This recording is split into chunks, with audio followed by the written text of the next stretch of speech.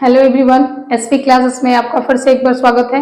और आज मैं आई हूँ आप लोगों के बीच लेकर एक नया चैप्टर जो कि क्लास 10 का चैप्टर 8 है और नाम है ट्रिग्नोमेट्री।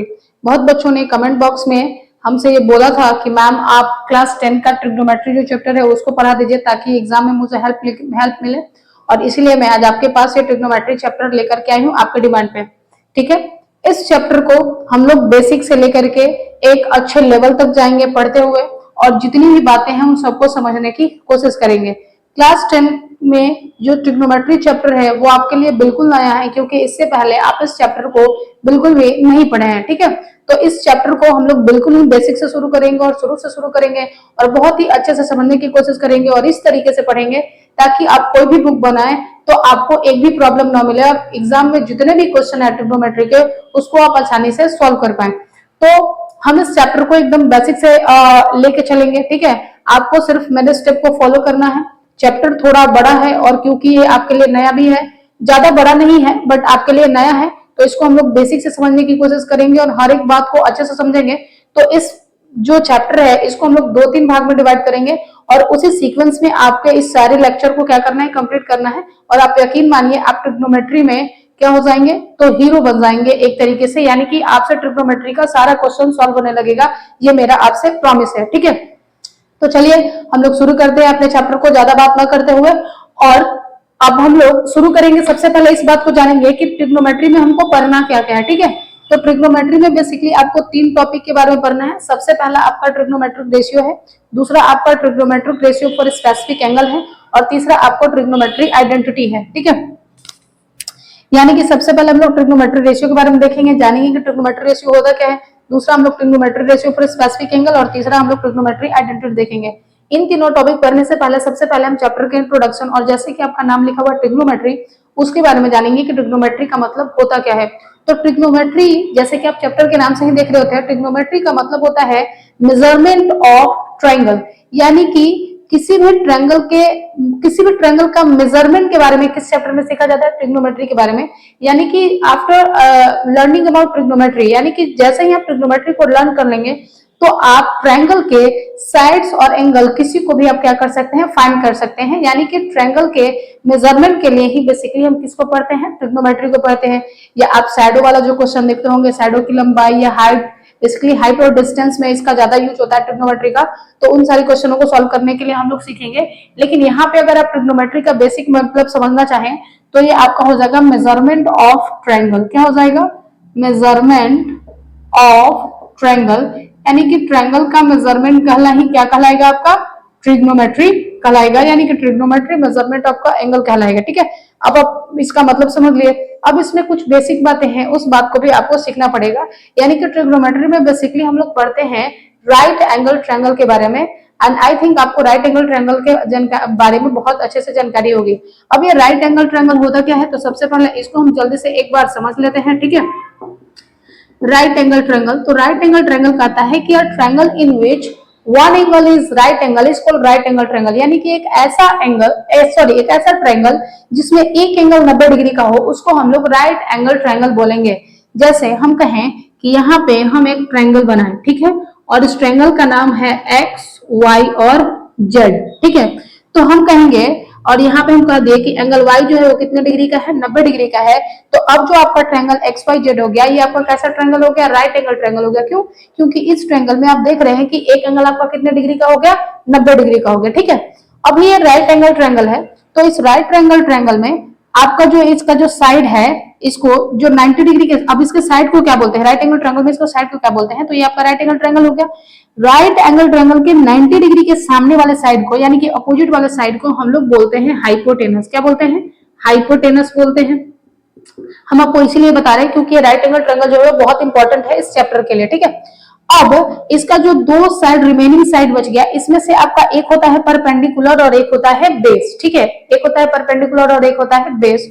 तो अगर हम आपसे पूछे कि इसमें परपेंडिकुलर कौन है और बेस कौन है, तो ये आपका चेंज हो जाएगा। अभी आप इसको भी परपेंडिकुलर इसको बेस बोल सकते हैं, इसको भी बेस और इसको परपेंडिकुलर बोल सकते हैं, अगर हम आपसे ऐसे सिंपली पूछे तो।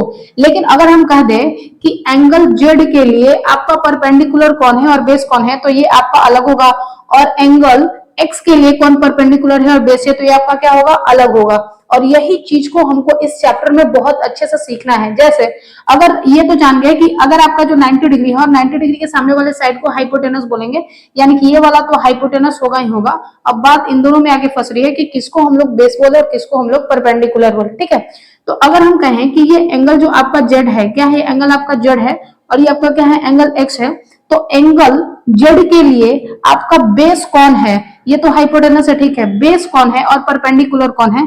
तो आज आप एक बात समझ ले कि राइट एंगल ट्रायंगल में अगर किसी भी एंगल का आपसे बेस पूछे, जैसे ये एंगल बता दिया, बोल रहा है कि ये एंगल जेड है और इसके हिसाब से पूछ रहा है कि बेस कौन है, तो ऐसे अगर एंगल नहीं बोलता, अगर अभी आपसे तो एंगल पूछा, अगर आपसे एंगल नहीं बोलता तो आप जो कह देते कि जो वाई जेड है वो आपका बेस है और जो वाई एक्स, ये जो आपका जो एक्स वाई वो परपेंडिकुलर है, यानी कि इसको आप पी बोल देते हैं परपेंडिकुलर और इसको आप क्या बोल देते हैं, बेस, और इसको आप हाइपोटेनस। जनरल अगर आप एक राइट एंगल ट्रायंगल में देखेंगे तो ठीक है।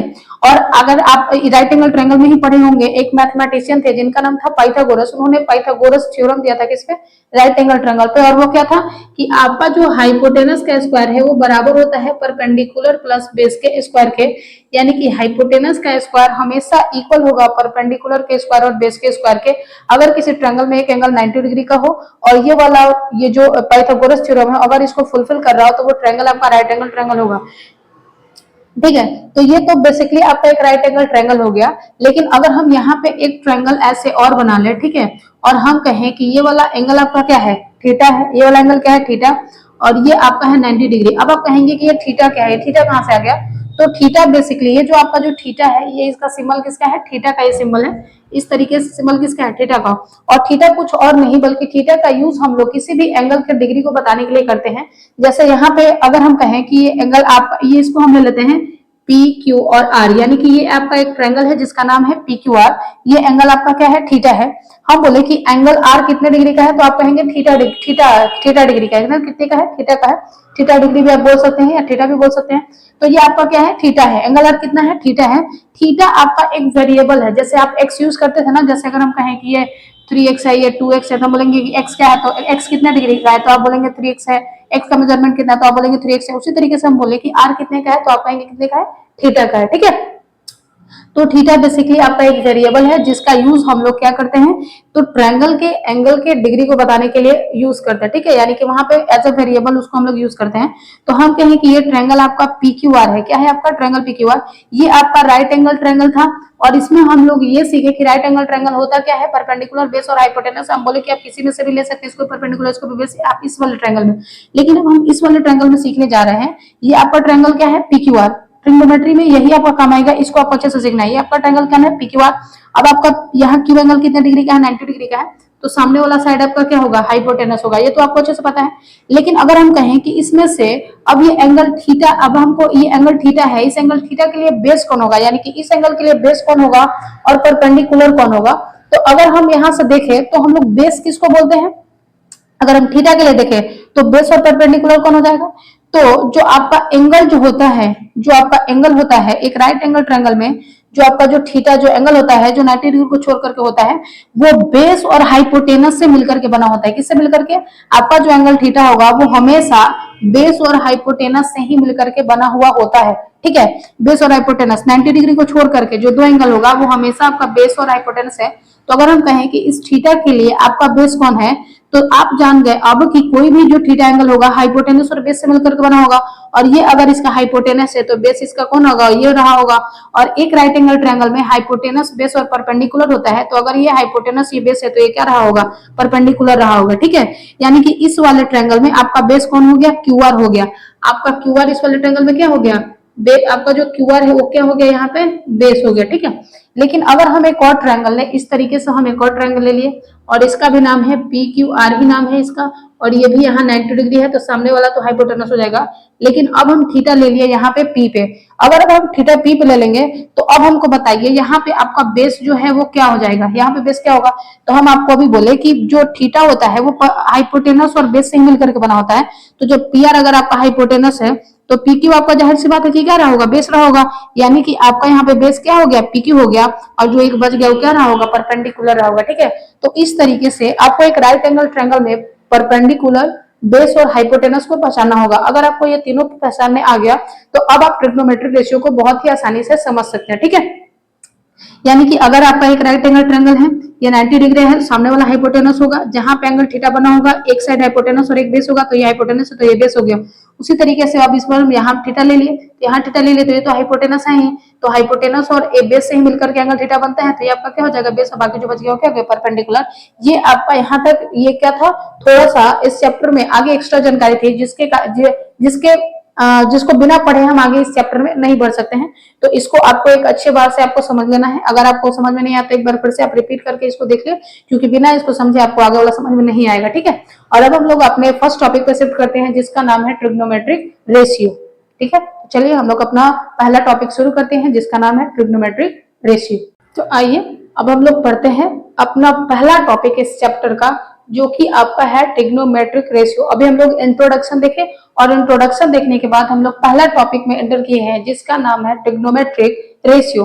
अब ये ट्रिग्नोमेट्रिक रेशियो क्या है, तो आप देख रहे हैं कि ये आपका एक ऐसा ट्रायंगल है, राइट एंगल ट्रायंगल, और अभी हम लोग जस्ट सीखे कि 90 डिग्री के सामने वाले साइड को क्या बोलते हैं, हाइपोटेनस। जहां पे थीटा एंगल बना है, उन दोनों साइड में से एक साइड आपका क्या होता है, बेस। तो अगर ये आपका हाइपोटेनस है तो क्या रहा होगा, बेस रहा होगा, और ये क्या हो गया, परपेंडिकुलर। यानी कि हाइपोटेनस, बेस और आपका जो परपेंडिकुलर है, उसका आपको फंडा राइट एंगल ट्रायंगल में क्लियर है। अब हम लोग ट्रिग्नोमेट्रिक रेशियो की बात कर रहे हैं, तो हम लोग बात करेंगे ट्रिग्नोमेट्रिक रेशियो है क्या, ठीक है। तो टोटल आपके पास 6 ट्रिग्नोमेट्रिक रेशियो हैं। कितने हैं, 6 ट्रिग्नोमेट्रिक रेशियो। अब ये ट्रिग्नोमेट्रिक रेशियो आया कहां से, तो ये जो ट्रिग्नोमेट्रिक रेशियो है ये कुछ और नहीं है, बल्कि ये सिर्फ आपका एक जो एक जो आपका राइट एंगल ट्रायंगल है, हाँ क्या है आपका एक राइट एंगल ट्रायंगल, उनके साइड्स का रेशियो है। अब ये राइट एंगल ट्रायंगल के साइड का मतलब क्या है, परपेंडिकुलर, बेस और हाइपोटेनस। यानी कि एक राइट एंगल ट्रायंगल के बेस का और हाइपोटेनस का और परपेंडिकुलर का, परपेंडिकुलर और हाइपोटेनस, परपेंडिकुलर और हाइपोटेनस, यानी कि किसी भी राइट एंगल ट्रायंगल के परपेंडिकुलर और हाइपोटेनस का क्या निकाला गया, रेशियो निकाला गया, और उसका एक स्पेशल नाम दे दिया गया, जिसका नाम है साइन थीटा। और इसको कह दिया गया कि साइन थीटा कुछ और नहीं बल्कि उसी राइट एंगल ट्रायंगल के परपेंडिकुलर और हाइट का क्या है, रेशियो है। यानी कि आपका जो परपेंडिकुलर और हाइट का रेशियो था, उसका एक स्पेशल नाम दे दिया गया, राइट एंगल ट्रायंगल के परपेंडिकुलर और हाइपोटेनस का रेशियो का एक स्पेशल नाम दे दिया गया।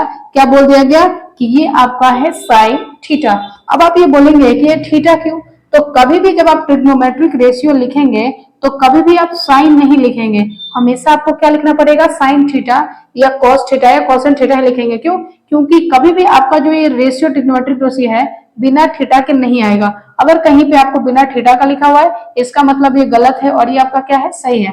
और ये अब थीटा क्या है, तो थीटा हम अभी आपको कुछ देर पहले बताए थे कि थीटा आपका एक वेरिएबल है, जो कि हम एंगल को डिनोट करने के लिए करते हैं। अब वो एंगल कितने भी डिग्री का हो सकता है, ठीक है। चलिए, तो हम क्या बोले कि अगर एक राइट ट्रायंगल का आप परपेंडिकुलर और हाइपोटेनस का रेशियो लीजिएगा, तो उसका ले लिए रेशियो, और इसका एक स्पेशल नाम दे दिया, जिसको क्या बोल दिया, साइन थीटा। उसी तरीके से इसी राइट एंगल ट्रायंगल के बेस और हाइपोटेनस का रेशियो ले लिया गया, और उसको एक स्पेशल नाम दे दिया गया, जिसको बोल दिया गया कोसाइन। यानी कि ये आपका बेस और हाइपोटेनस का क्या है, रेशियो है। उसी तरीके से अब किसका ले लिया गया, परपेंडिकुलर का और बेस का। पहले परपेंडिकुलर हाइपोटेनस लिए, फिर बेस और हाइपोटेनस लिया, परपेंडिकुलर और बेस का रेशियो ले लिया गया, और इसको एक स्पेशल नाम दे दिया गया, जिसको बोल दिया गया टेंजेंट थीटा। तो टेंजेंट थीटा जो है वो कुछ और नहीं बल्कि आपके राइट एंगल ट्रायंगल का परपेंडिकुलर और बेस का क्या है, रेशियो है। उसी तरीके से हम आगे बढ़े, पहले हम क्या लिए, पहले परपेंडिकुलर और फिर हाइपोटेनस। अब हम क्या किए, उसको उल्टा कर दिए। कोई बोला कि पहले हम हाइपोटेनस और फिर परपेंडिकुलर लेंगे, तो ठीक है, तो वो पहले लिया हाइपोटेनस और फिर लिया परपेंडिकुलर, तो इसको एक स्पेशल नाम से जाना गया, जिसको बोल दिया गया कोसेकेंड थीटा, ठीक है। उसी तरीके से अब क्या किया गया कि पहले बेस और हाइपोटेनस लिया गया था, तो अब ले लिया गया पहले हाइपोटेनस और फिर बेस, यानी कि उसको उल्टा कर दिया गया, तो इसका भी एक नाम दिया गया, जिसको बोला गया सेकेंड थीटा, ठीक है। अब कहा गया कि ठीक है, तो इसको भी पहले लिख सकते हैं, इसमें पहले बेस लिख लेते हैं और फिर हाइपोटेनस लिख लेते हैं, तो ये भी एक रेशियो आया। तो इस रेशियो का एक और स्पेशल नाम दिया गया जिसको बोला गया कोटेंजेंट थीटा। यानी कि आपके पास टोटल कितने ट्रिग्नोमेट्रिक रेशियो मिले, तो 6 ट्रिग्नोमेट्रिक रेशियो मिले। और ये जो ट्रिग्नोमेट्रिक रेशियो है ये कुछ और नहीं बल्कि यही राइट एंगल जो ट्रायंगल है इसके साइड का क्या है, रेशियो है।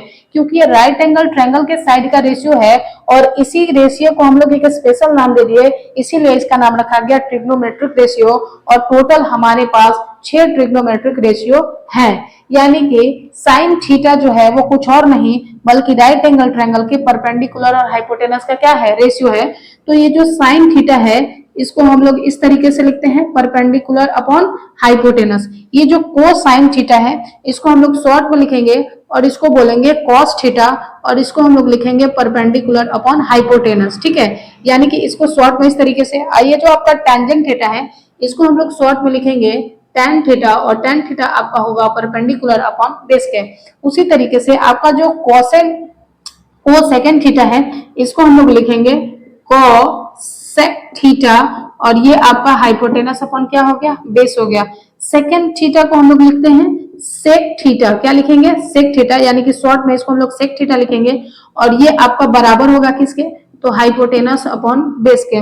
और आपका जो कोटेंजेंट है इसको हम लोग लिखते हैं कॉट थीटा शॉर्ट फॉर्म में और ये हो गया आपका बेस अपॉन ये बेस अपॉन परपेंडिकुलर, क्योंकि इसका उल्टा होगा ना, तो ये आपका क्या हो गया, बेस अपॉन परपेंडिकुलर। माफ करिएगा यहाँ पे गलती लिखा गया था, आप इसको फिर से देख लें। जो आपका कोटेंजेंट होता है वो बेस और परपेंडिकुलर का रेशियो होता है, तो इसको शॉर्ट में हम लोग लिखेंगे बेस परपेंडिकुलर और इसको लिखेंगे कॉट। ठीक है, तो ये आपका हुआ टोटल 6 ट्रिग्नोमेट्रिक रेशियो। आप सिंपली ये समझिए कि ट्रिग्नोमेट्रिक रेशियो कुछ और नहीं बल्कि एक राइट एंगल ट्रायंगल का जो साइड होता है यानी कि बेस, हाइपोटेनस और जो परपेंडिकुलर होता है इसके ही रेशियो होता है। और इसी रेशियो का एक स्पेशल नाम दे दिया गया जिसको बोला गया ट्रिग्नोमेट्रिक रेशियो, जिसमें आपका हुआ साइन थीटा जिसको हम लोग शॉर्ट फॉर्म में साइन थीटा ही लिखते हैं जो परपेंडिकुलर अपॉन हाइपोटेनस होता है। एक आपका हो गया कोसाइन थीटा जिसको हम लोग शॉर्ट में कॉस थीटा बोलते हैं। फिर आपको हो गया टेंजेंट थीटा जिसको हम लोग टैन थीटा बोलते हैं। एक आपका कोसेंट थीटा जिसको हम लोग कॉसेट थीटा बोलते हैं। एक आपका हो गया सेकंड थीटा जिसको हम लोग सेक थीटा बोलते हैं और एक आपका हो गया कोटेंजेंट जिसको हम लोग कॉट थीटा बोलते हैं। तो हम लोग बेसिकली यही शॉर्ट फॉर्म को यूज करेंगे, sine theta, cos theta, tan theta, cosec theta, sec theta और कॉट थीटा का ही यूज करेंगे। और अब आप यहाँ से आसानी से देख लिए हैं कि साइन थीटा बराबर होता है परपेंडिकुलर अपॉन हाइपोटेनस का। यानी कि अगर आपको कोई एक राइट एंगल ट्रायंगल दे दे और उसमें से अगर आपसे पूछा जाए कि आप साइन थीटा पता करिए या कॉस थीटा पता करिए तो आप आसानी से कॉस थीटा और साइन थीटा की वैल्यू को बता सकते हैं। ठीक है, तो अब आप ये समझ गए होंगे ट्रिग्नोमेट्रिक रेशियो को अच्छी तरीके से। अभी हम लोग और आगे पढ़ेंगे, लेकिन ट्रिग्नोमेट्रिक रेशियो को पहले समझने के बाद हम एक क्वेश्चन प्रैक्टिस करते हैं और उस क्वेश्चन प्रैक्टिस करके हम लोग ये सीखते हैं कि कैसे हम लोग अगर एक राइट एंगल ट्रायंगल दिया हुआ है और उसमें अगर आपका साइड दिया हुआ तो कैसे हम साइन, कॉस, टैन, कोसेक का वैल्यू पता कर सकते हैं। तो चलिए सबसे पहले उस क्वेश्चन को हम लोग देख लेते हैं। आई होप आपको ये समझ में आ गया होगा, आप इसको नोट डाउन कर सकते हैं। ठीक है, आप इसको नोट कर ले और हम आपके पास आगे लेकर के आते हैं एक नेक्स्ट क्वेश्चन जो आपको ट्रिग्नोमेट्रिक रेशियो से ही क्या है, रिलेटेड है। तो चलिए आइए और अब हम देखते हैं ट्रिग्नोमेट्रिक रेशियो पर बेस्ड एक क्वेश्चन जो आपके बेस को अच्छा करने की कोशिश करेगा, जहां से आपको अच्छे से ट्रिग्नोमेट्रिक रेशियो समझ में आ जाएंगे। जैसे कह रहा है कि inner triangle ABC right angle at A, यानी कि एक आपका ट्रायंगल है आप इस तरीके से फिगर बनाएं। एक आपका ट्रायंगल है एबीसी जो ए पे कितना है, 90 डिग्री है। यानी कि अगर हम इसको ए ले लें, बी ले लें और इसको सी ले लें तो ये मेरा ट्रायंगल हो गया ए बी सी, जो ए पे कितने डिग्री का है, 90 डिग्री पे है। अब बोल रहा है कि ए बी जो है वो 12 सेंटीमीटर है, यानी कि ए बी मेरा ये 12 सेंटीमीटर है। आगे बोल रहा है कि ए सी जो है वो आपका कितना है, 5 सेंटीमीटर है, यानी कि ये वाला ए सी आपका है 5 सेंटीमीटर है। और बोल रहा है कि आपका जो बी सी है यानी कि ये बी सी आपका कितना है, 13 सेंटीमीटर है। तो बोल रहा है पता करने के लिए कि आप पहला बताइए कि आपका साइन बी क्या होगा। दूसरा बोल रहा है कि आप पता करिए कि कॉस सी क्या होगा, यानी कि कॉस सी क्या होगा। और यहाँ तीसरा बोल रहा है कि आप बताइए टैन बी क्या होगा, यानी कि आपको साइन बी, कॉस सी और टैन बी, यानी कि टैन बी बताना है, साइन बी बताना है और यहाँ पे आपको कॉस सी बताना है। ये आपका एक राइट एंगल ट्रायंगल दिया है और ये ट्रिग्नोमेट्रिक रेशियो आपको फाइंड करना है। तो सबसे पहले आप कैसे करेंगे, तो सबसे पहले अगर आपको साइन बी निकालना है यानी कि ये वाला एंगल निकालना है और ये वाला एंगल आपको निकालना है, ये वाला, ठीक है। साइन बी आपका ये वाला एंगल निकालना है। तो इस वाले एंगल निकालने के लिए सबसे पहले तो आप ये बताएं कि साइन का जो रेशियो किसका किसका, राइट एंगल ट्रायंगल का साइन किसके बराबर होता है, तो परपेंडिकुलर अपॉन हाइपोटेनस, यानी कि साइन जो है वो किसका रेशियो है, परपेंडिकुलर और हाइपोटेनस का। तो अगर हम बात करें साइन बी का, तो इस एंगल बी के लिए, इस राइट एंगल ट्रायंगल में एंगल बी के लिए आपका बेस कौन है, ये है, और हाइपोटेनस कौन है, ये, क्योंकि हाइपोटेनस तो ये रहेगा ही। एंगल बी के लिए बेस ये है और परपेंडिकुलर ये है। एंगल बी के लिए परपेंडिकुलर कौन होगा, ये होगा। तो परपेंडिकुलर आपका कितना हो गया 5, और हाइपोटेनस तो सामने ही रहता, कितना हो गया 13, यानी कि ये हो जाएगा 5 सेंटीमीटर अपॉन 13 सेंटीमीटर। सेंटीमीटर से सेंटीमीटर कट गया, यहाँ आ जाएगा 5/13, और आपका निकल गया कि साइन बी कितना है, तो 5/13 है। अब आप कहेंगे कि सेंटीमीटर को क्यों कर दिया, क्योंकि हम लोग रेशियो निकाल रहे हैं ना, ट्रिग्नोमेट्रिक रेशियो में रेशियो निकाल रहे हैं किसका, साइन बी का हम लोग बता रहे हैं, तो रेशियो का कोई यूनिट नहीं होता है। उसी तरीके से अगर हम कॉस सी को देखें, तो अब आपको क्या फाइंड करना है, कॉस सी, यानी कि इस वाले एंगल को फाइंड करना है।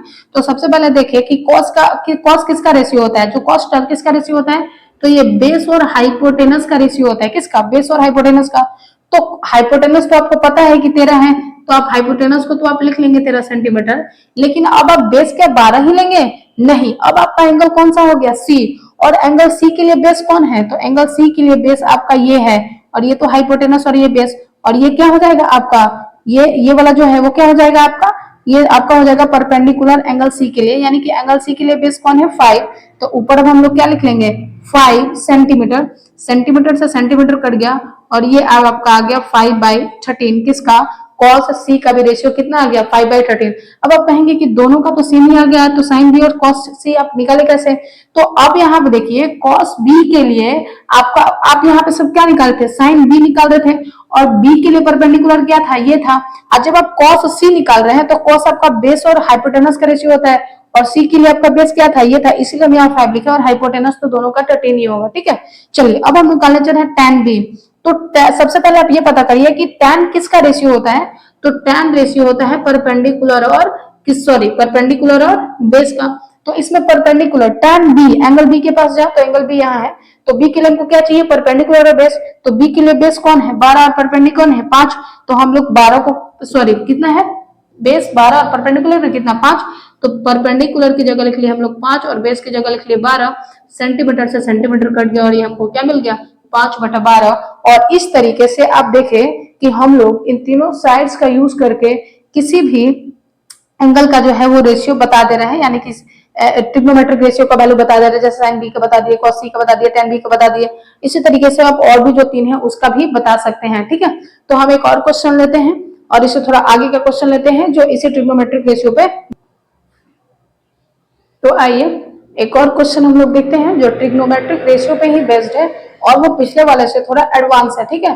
तो इस क्वेश्चन को भी हम लोग समझने की कोशिश करते हैं। देखिए क्या दिया है कि in triangle P Q R right angle at A, sorry यहाँ पे आप लिख लें कि ट्रायंगल पी क्यू आर, आप ऐसे ही लिख लें, क्वेश्चन आपका है इन ट्रायंगल ओपी क्यू, यानी राइट एंगल एट पी, यानी कि एक ट्रायंगल है आपका ओपी क्यू जो राइट एंगल है किस पे, पी पे। तो सबसे पहले हम एक राइट एंगल ट्रायंगल बना लेते हैं, ठीक है, और ये पी पे क्या है 90 डिग्री है, तो हम यहाँ लिख लिए ओ पी और इसको लिख लिए क्यू, ठीक है। 90 डिग्री है किस पे, पी पे, तो वो भी लिख लिए। अब आगे पढ़िए क्या बोल रहा है कि ओपी इज 7 सेंटीमीटर, यानी कि ये जो आपका ओपी है वो कितना है 7 सेंटीमीटर है, ठीक है। और बोल रहा है कि O Q minus P Q 1 centimetre है, तो बोल रहा है कि find sine Q and cos Q, यानी कि इस क्वेश्चन में आपको गिवन क्या क्या है, तो बोला कि ओपी आपका है 7 सेंटीमीटर का, दूसरा बोला है कि आपका ओ क्यू माइनस जो पी क्यू है वो कितना है आपका, तो 1 सेंटीमीटर है, ठीक है। और आपसे टू फाइंड करने के लिए क्या बोला है, यानी कि टू फाइंड बोला है, फाइंड करने के लिए आपसे बोला है कि आप हमको बताइए कि साइन क्यू कितना होगा, और आप हमको बताइए कि कॉस क्यू कितना होगा, ठीक है। तो साइन क्यू बताने के लिए साइन किसका किसका रेशियो होता है, तो परपेंडिकुलर और हाइपोटेनस का। कॉस किसका रेशियो होता है, तो बेस और हाइपोटेनस का। अभी हम लोग जस्ट पीछे देखे हैं, यानी कि अगर हमको परपेंडिकुलर हाइपोटेनस पता होगा तो हम साइन क्यू बता देंगे, और अगर हमको बेस और हाइपोटेनस पता होगा तो हम कॉस क्यू बता देंगे, ठीक है। अब आप आइए अपने ट्रायंगल में, आप यहाँ देखेंगे कि आपको क्यू बताना है, कोसाइन क्यू कॉस क्यू, यानी कि ये वाला यहां से बताना है। तो इस एंगल के लिए आपका ये बेस होगा और ये क्या होगा, परपेंडिकुलर, और ये आपका क्या होगा, हाइपोटेनस। ये आपका क्या हो जाएगा, हाइपोटेनस, और ये आपका क्या हो जाएगा, बेस, और ये आपका क्या होगा, परपेंडिकुलर। लेकिन आप देख रहे होंगे कि सिर्फ और सिर्फ यहाँ पे क्या दिया हुआ है, परपेंडिकुलर दिया हुआ है, बेस और हाइपोटेनस तो दिया हुआ ही नहीं है। तो कैसे सॉल्व करें, तो इस बेस और परपेंडिकुलर, अगर हम बेस और हाइपोटेनस को अगर हम फाइंड कर लें, बेस और किसको फाइंड कर लें, हाइपोटेनस को, तो हम आसानी से इन दोनों का वैल्यू क्या कर सकते हैं, फाइंड कर सकते हैं। ठीक है, तो ये मुझे मिलेगा कहां से, तो आप जानते हैं पाइथागोरस थ्योरम, और पाइथागोरस थ्योरम के अकॉर्डिंग आप कहते हैं कि जो हाइपोटेनस का स्क्वायर है वो बराबर होता है परपेंडिकुलर के स्क्वायर के और बेस के स्क्वायर के। तो अब देखिए यहाँ पे हाइपोटेनस आपका क्या है, OQ है, तो हम हाइपोटेनस की जगह लिख लिए OQ का स्क्वायर बराबर परपेंडिकुलर क्या है आपका OP, तो हम लिख लिए OP का स्क्वायर प्लस बेस क्या है अपना आपका PQ, तो हम लिख लिए PQ का स्क्वायर। अब आप यहां से देखिए, यहां से OQ आपको कुछ दिया हुआ है क्या, नहीं। OP आपको दिया हुआ है 7, तो हम यहाँ से OQ को OQ का ही स्क्वायर लिख लेंगे, और OP की जगह 7 है तो 7 का स्क्वायर आई प्लस हो गया PQ का स्क्वायर। यहां तक आपको बात समझ में आ गया होगा। अब आप एक और चीज दे सकते हैं कि अगर इन दोनों में से कोई एक और अगर हमको पता होता, जैसे ये OQ है और ये PQ है, दोनों अलग अलग है, इन दोनों में से अगर मुझे कोई एक पता चल जाए तो हम एक दूसरे का वैल्यू निकाल सकते हैं, यानी कि इन दोनों का वैल्यू हमको पता करना है। अगर ये दोनों मिल जाता तो इसको निकालते, ये दोनों मिल जाता तो इसको निकाल लेते हैं, लेकिन यहाँ तो हमको सिर्फ OP ही पता था, ये दोनों तो पता ही नहीं है। तो इसके लिए आपको एक क्वेश्चन में रिलेशन दिया हुआ है OQ minus PQ is equal to 1 centimetre.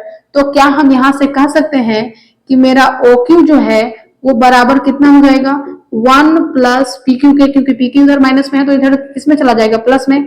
यानी कि क्या हम OQ की जगह 1 प्लस PQ लिख सकते हैं, तो OQ मेरा कहाँ है, यहाँ, यानी कि यहाँ OQ की जगह हम 1 प्लस PQ का स्क्वायर लिख सकते हैं, और ये बराबर हो जाएगा 7 का स्क्वायर और PQ के स्क्वायर के बराबर। यहाँ तक तो आपको कोई डाउट नहीं होगा। अब आप देख रहे होंगे कि ये 1 और PQ जो है A प्लस B के होल स्क्वायर पे है, तो अब आप इसको तोड़ लें तो क्या हो जाएगा, एक 1 का स्क्वायर 1 ही हो जाएगा, ये आपका हो गया किसका स्क्वायर, PQ का स्क्वायर, प्लस आपका क्या हो जाएगा 2AB, यानी कि 2 इंटू 1 इंटू PQ, और ये बराबर हो गया 7 का स्क्वायर कितना हो जाएगा 49 प्लस PQ के स्क्वायर के। तो अब आप देखें यहाँ से आपको क्या मिल गया, तो अब हम आपको मिल गया यहाँ से 1 प्लस PQ का स्क्वायर प्लस ये कितना हो गया 2PQ, अब बराबर हो गया 49 प्लस PQ का स्क्वायर हो गया।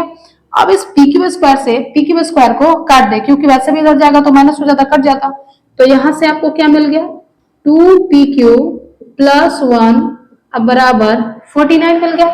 अब ये 1 इधर प्लस में है तो इधर जाएगा तो किसमें हो जाएगा, माइनस में, यानी कि ये आपका हो गया 2PQ, और 49 से एक घट जाएगा तो आपको कितना मिल जाएगा 48 मिल जाएगा।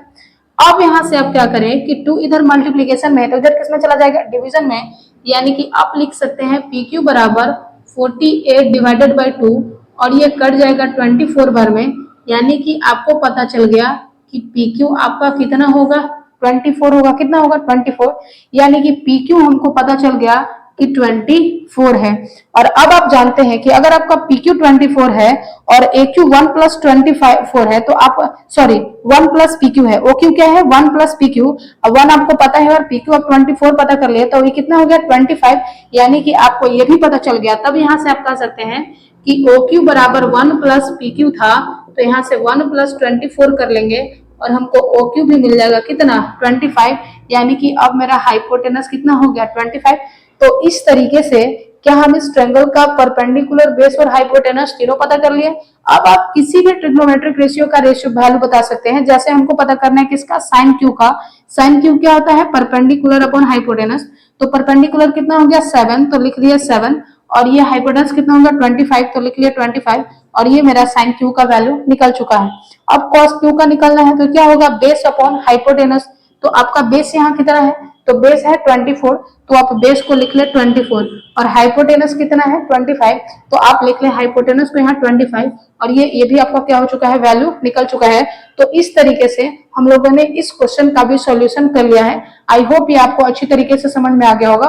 अगर आपको नहीं समझ में आया है तो आप फिर से एक बार इसको रिपीट करें, ये आपको बिल्कुल भी अच्छे तरीके से समझ में आ जाएगा और ये आपका बहुत ही अच्छा क्वेश्चन है जिससे आप अपने ट्रिग्नोमेट्रिक रेशियो पे पकड़ बना सकते हैं। ट्रिग्नोमेट्रिक रेशियो में बस आपको यही याद रखना है कि साइन का रेशियो किसके बराबर होता है, तो परपेंडिकुलर अपन हाइपोटेनस के, कॉस का किसका होता है तो बेस अपन हाइपोटेनस के, टेन का किसका होता है तो परपेंडिकुलर अपन बेस के, उसी तरीके से सेक का, कॉट का और कॉसेक का आपको क्या करना है, याद करना है और आप किसी भी वैल्यू को आसानी से निकाल सकते हैं। ठीक है, तो अब हम लोग नेक्स्ट चलते हैं और अब हम लोग, अगर आपको याद नहीं हो पा रहा है अगर ये ट्रिग्नोमेट्रिक रेशियो का जैसे साइन किसके बराबर होता है, तो अब इसको हम लोग एक ट्रिक से सीखेंगे और इस ट्रिक से आपको मात्र 1 मिनट में याद हो जाएगा कि साइन हाइपोटेनस अपन परपेंडिकुलर होता है कि परपेंडिकुलर अपन हाइपोटेनस होता है, क्या होता है, इसको हम लोग फटाफट से सीख लेंगे मात्र 1 से 2 मिनट में। ठीक, तो चलिए हम लोग अब सबसे पहले ट्रिग्नोमेट्रिक रेशियो को जल्दी से फटाफट सीख लेते हैं ट्रिक के माध्यम से। तो हम लोग देखे थे कि हमारे पास 6 ट्रिग्नोमेट्रिक रेशियो टोटल आ रहे थे और 6 में आपका साइन, कॉस, टैन, कॉसेक, सेक और कॉट था। ठीक है, अब हम इसका ये रेशियो पता करने जा रहे थे कि साइन किसके बराबर होता है, तो अब हम लोग यहाँ से देख लेंगे। इसका एक ट्रिक है, आपको एक बात याद रखना है कि पंडित बद्री प्रसाद हर हर बोले, क्या, पंडित बद्री प्रसाद हर हर बोले। अब क्या करना है कि इन सारे वर्ड का पहला वाला लेटर आपको लेना है। ठीक है, तो सबसे पहले हम किसका लिखेंगे, साइन का और कॉसेक का। ठीक है, तो साइन का लिखना है तो पंडित से क्या ले लिए, पी, और हर से क्या ले लिए, एच, यानी कि साइन होता है पी और एच के। कॉस, कॉस में क्या है, बद्री, तो बद्री का क्या ले लेंगे ऊपर, बी यानी बेस, बी यानी कि बेस हो गया, और हर का ले लिए एच, एच मतलब हाइपोटेनस यानी कि कॉस थीटा होता है बेस अपॉन हाइपोटेनस। उसी तरीके से टैन थीटा का क्या लिखेंगे, प्रसाद, यहाँ से पी से प्रसाद से क्या ले लेंगे, पी ले लेंगे, और बोले से क्या ले लेंगे, बी ले लेंगे, यानी टैन थीटा हो गया परपेंडिकुलर अपन बेस। उसी तरीके से कॉसेक करेंगे, तो कॉसेक में अब हम ऊपर से नीचे की तरफ जाएंगे, जैसे यहाँ लिख रहे तो यहाँ से, हाँ तो यहाँ लिख रहे तो यहाँ से आ जाएंगे, तो क्या है हाइपोटेनस सबसे पहले और फिर क्या है परपेंडिकुलर, यानी कि कॉसेक बराबर होगा हाइपोटेनस और परपेंडिकुलर के। सेक, तो सबसे पहले आपका हो गया हाइपोटेनस और फिर क्या हो गया आपका बेस। उसी तरीके से कॉट, तो पहले हो गया आपका बी और फिर हो गया पी, यानी कि बेस अपॉन परपेंडिकुलर। यानी कि ये आपका एक ट्रिक है जिसके माध्यम से आप इसको बहुत ही आसानी तरीके से लिख सकते हैं, या आप 2 4 10 बार लिखेंगे तो आपको ये याद हो जाएगा। इस ट्रिक को लिख ले और ऊपर नीचे करके आप 2 4 10 बार लिखे तो आपको याद हो जाएगा कि साइन आपका परपेंडिकुलर अपॉन हाइट होता है, कॉस बेस अपॉन हाइपोटेनस होता है, और आपका जो टैन होता है वो परपेंडिकुलर अपॉन बेस होता है, कॉसेक जो है हाइपोटेनस अपॉन परपेंडिकुलर होता है, सेक अपॉन हाइपोटेनस अपॉन बेस होता है, और कॉट आपका बेस अपॉन परपेंडिकुलर होता है।